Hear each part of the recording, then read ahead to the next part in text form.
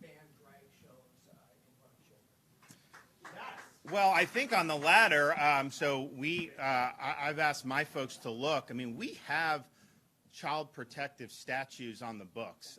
We have laws against child endangerment, and I think this came out of you. You had this Dallas, Texas.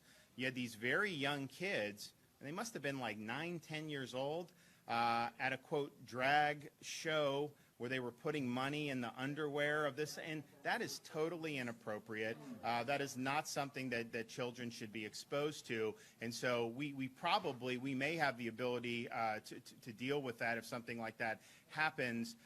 There's also very graphic language in that thing, and people got a lot of video and a lot of stuff from it, and I think that was really, really disturbing. And like, look, we want to have our kids be kids, okay? They want to have normal environment.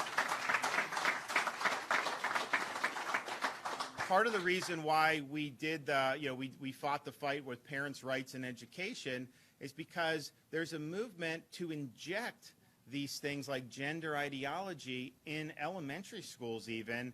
And my view is our schools need to be teaching these kids to read and write and add and subtract and do the things what it's supposed to be done in school.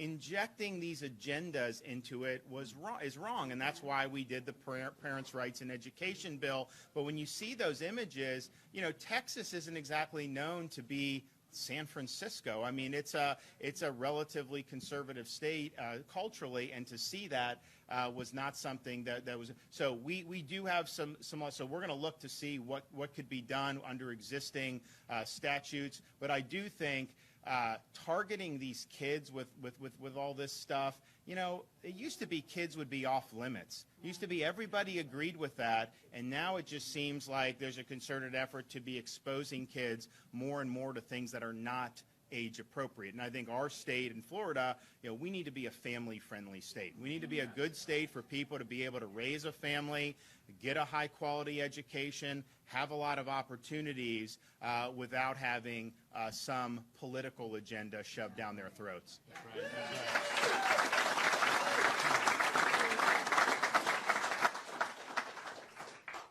A lot of people have pointed to Florida as to how they should have responded to what happened in Texas. Do you believe that Republicans in Congress should follow Florida's lead and raise the age to purchase?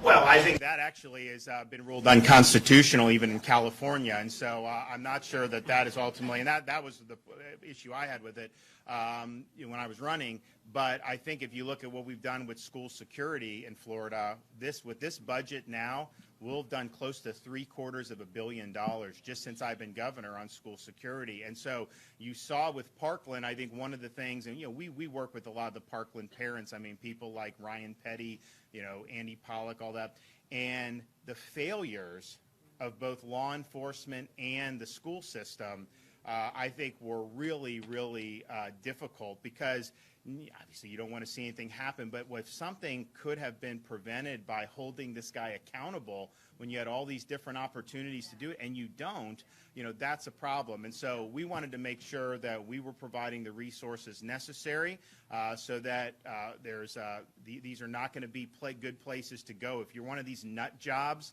just know if you try that, you're going to end up on your ass, and it's not going to end up being pretty, and you're not going to walk out of there alive. So.